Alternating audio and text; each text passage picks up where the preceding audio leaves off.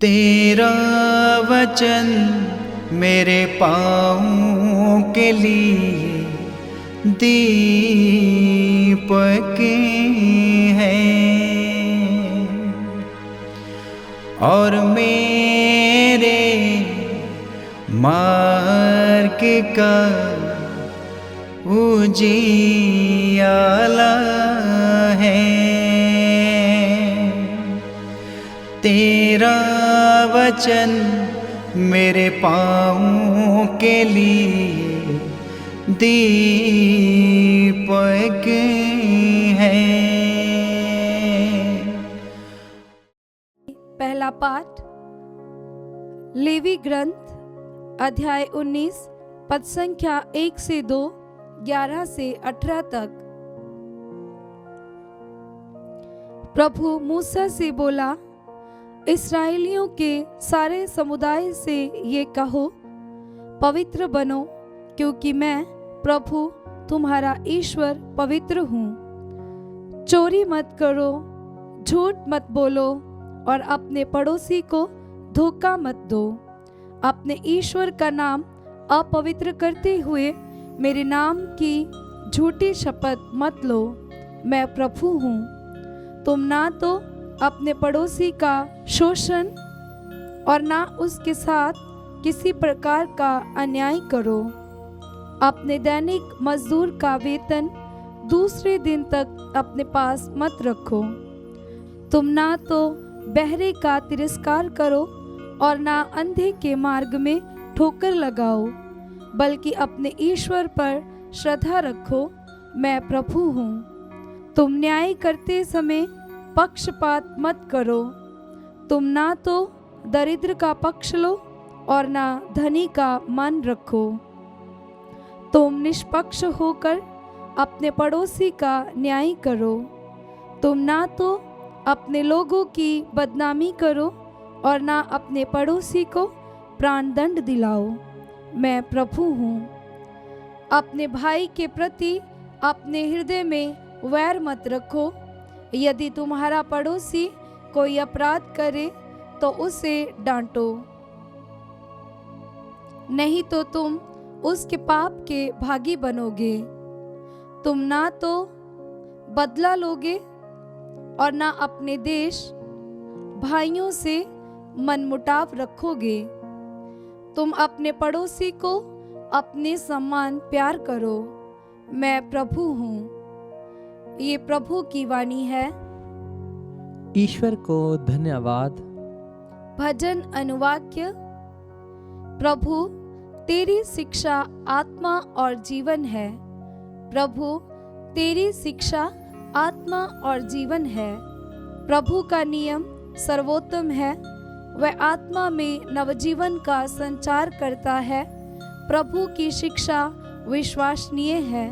वह अज्ञानियों को समझदार बना देती है। अनुवाक्य। प्रभु तेरी शिक्षा आत्मा और जीवन है।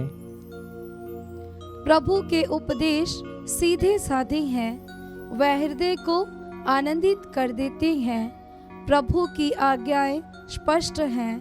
वह आँखों को ज्योति प्रदान करती हैं। अनुवाक्य। प्रभु तेरी शिक्षा आत्मा और जीवन है। प्रभु की वाणी परिशुद्ध है।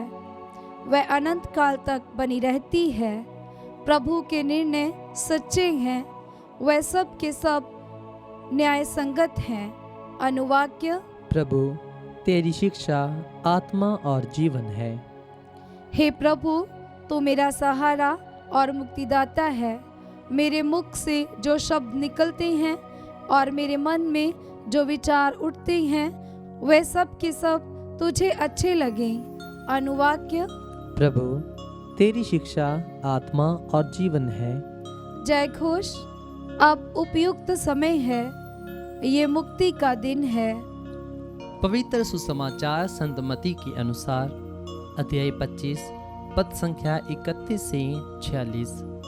यीशु ने अपने शिष्यों से कहा, जब मानव पुत्र सब स्वर्गदूतों के साथ अपनी महिमा सहित आएगा तो वह अपने महिमामय सिंहासन पर विराजमान होगा और सभी राष्ट्र उसके सम्मुख एकत्र किए जाएंगे।